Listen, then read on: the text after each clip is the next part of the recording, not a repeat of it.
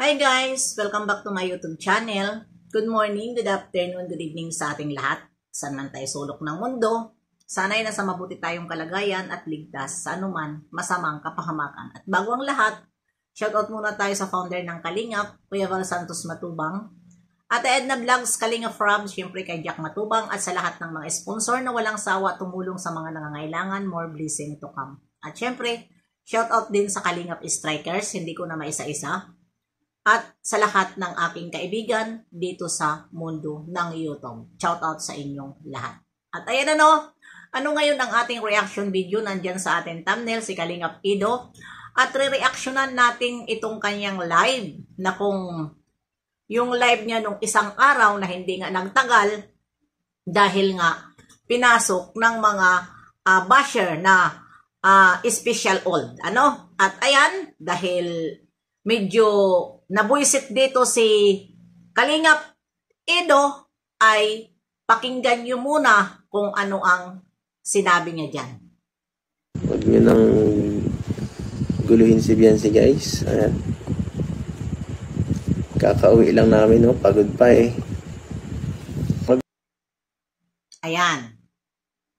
Pinagtanggol niya ang kanyang wife dahil nga naman ay totoo naman, nakagagaling lang nila doon sa shooting nila sa Manila at ito na nga, pagod ang kanyang wife. Kaya nasabi niya dyan na huwag niyo muna pakialaman si Biancy dahil kararating lang nila at pagod yun. At yan ang nasasabi nyo. Anonymous? Ano ang masasabi mo dyan? sa sinabi ni Kalingap Ido at pinagpilit mong pinagsasabi na ito si Pong TV at si Bibi Biancy ay sila. Diba? Kawawa mo naman. Hindi ka nakaka-move on dito kay Pong dahil inayawan ka nga ni Pong. Kawawa ka, desperada ka. At ayan, diba? Pinagtanggol na ang kanyang wife. Dahil dito nga sa mga basher na parang na rin si Kalingap Ido, hindi na rin maintindihan. Dahil nga sa kapag live niya, ang daming nagsusumbong na mga kung ano-ano ang mga sinusumbong na samantala si Ido pag nagla-live, ang kanyang mga live ay patungkol nga sa kanyang natutulungan. Natutulungan, lalong-lalo na nabanggit niya yung mapapabahayan na si Early, pinamapapabahayan na, at yun lang naman ang kanyang mga live at hindi ito nagtatabnil kung ano-ano at hindi ito title ng title na may mga kahulugan, kundi siya ay pag mag-live lang patungkol sa kanyang natutulungan. Kaya believe din ako dito kay Papa Eds na kaya ayaw niya nang may pumasok na mga basher at kanya talaga yan tina-time out dahil nga, totoo naman, dahil siya, hindi po siya nagsasalita na kung ano-anong mga salita kahit na siya ay dinadown na, hindi yan nagsasalima. Maliban na lang noon nagsalita siya talaga nung siya ay hindi niya nagustuhan yung mga sinabi ni Romel sa kanya, pero nandoon pa rin sa kanya ang pagpakumbaba. Inintindi pa rin niya si Romel. Romel ba yun? Romel.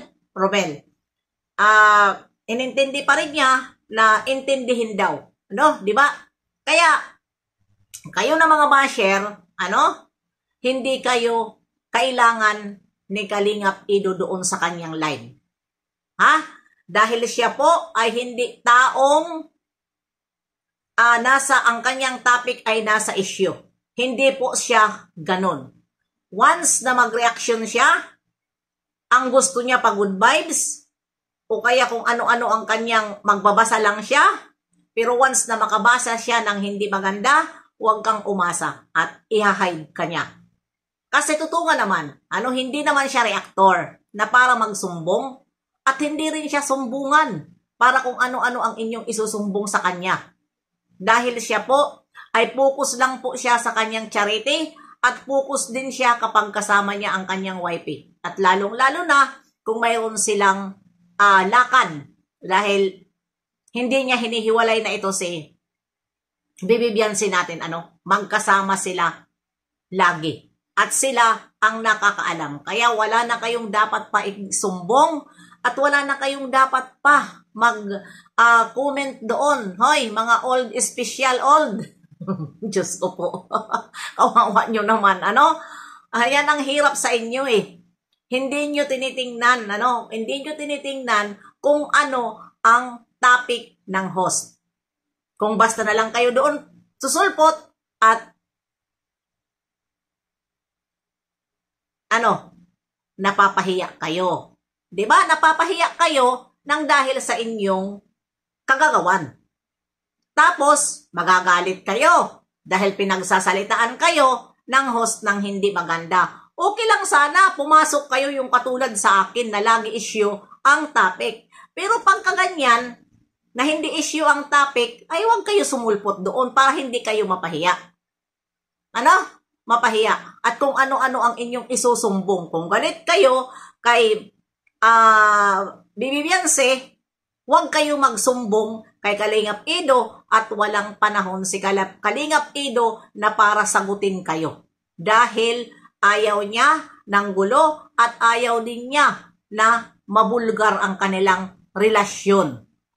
Iniingatan niya dahil hindi lang naman niya dito si Biancy pinagkakakitaan, Hindi niya pinagkakakitaan kaya hindi niya nababanggit sa kanyang live. 'Di ba? Mahirap nga ipakita kahit kasama niya si Bibi Biancy. Hirap na hirap ipakita ni Kalingap Ido. Dahil si Kalingap Ido, siya po yung taong sumusunod sa mga protocol. Hindi po siya ng Kalingap. Protocol ng Kalingap. Hindi po siya umaabuso. Kahit pinsan niya si Kalingap Rab. Siya po, kahit pinsan po siya ni Kalingap Rab, wala tayong nakita na inabuso niya ang Kalingap. Pilit lang siya na sarili niyang gawa ang magnunood sa kanya. At hindi naman sabihin na sarili niya, syempre ay kahit si Kalingap Ido, sinasabi rin naman ngayon lagi kapag ini-interview siya na salamat at nandito tayo sa Kalingap at pinalaki ang ating mga channel. Biro mo yan? Tanggap ni Kalingap Ido na hindi siya magkakaganyan kung hindi galing kay Kalingap Rab. Yan lang naman ang ating hinahangaan kay Kalingap Ido. Hindi tulad dyan na isang nakikisawsaw lang at aangkinin pa. Diba? Aangkinin pa ang kanilang subscriber, ang kanilang viewers, aangkinin pa na sarili nila. Mahiya tayo. Wag po natin ipadama sa mga ibang tao na tayo ay sarili natin. Hindi po tayo makikilala sa social media, sa ganito mga natin kung hindi natin ginamit ang kanilang community. Si Kalingap Ido nga, inaamin niya na hindi siya sisikat kung hindi kay Kalingap Rab. Lagi niya yun bukang bibig sa kanya na lagi hindi siya sisikat kung hindi galing kay Kalingap Rab. At sunod-sunod siya sa protocol at never nga siya mag-thumbnail kay Biancy. Kailan ba natin nakita na si Papa Eds ay nag-thumbnail sa kay Biancy? Nakita natin sa live selling nila, doon lang magkasama. At minsan ay kapag nagpapaalam siya, pero madalang.